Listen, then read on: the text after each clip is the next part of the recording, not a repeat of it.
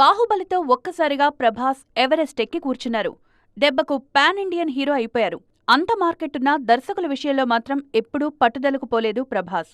కథ నచ్చితే చిన్న దర్శకులకు కూడా ఛాన్స్ ఇచ్చారు. ఇంకా చెప్పాలంటే బాహుబలి తర్వాత ప్రశాంత్ నీల్ మినహా ఆయన పనిచేసిన దర్శకులంతా medium రేంజే.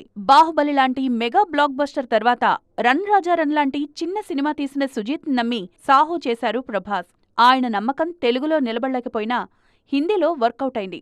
Prabhas pan India market పెరగడంలో సాహో బాగా హెల్ప్ అయింది. కానీ ఆ తర్వాతే ఏ దర్శకుడు ప్రభాస్ నమ్మకాన్ని నిలబెట్టలేకపోయారు.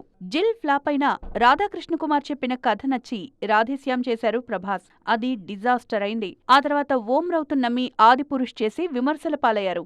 నాగస్విన్ మాత్రమే ప్రభాస్ నమ్మకం వమ్ము చేయకుండా కల్కితో 1000 కోట్ల సినిమా ఇచ్చారు. ప్రశాంత్ నీల్ సైతం సలార్తో అదిరిపోయే మాస్ ట్రీట్ ఇచ్చారు.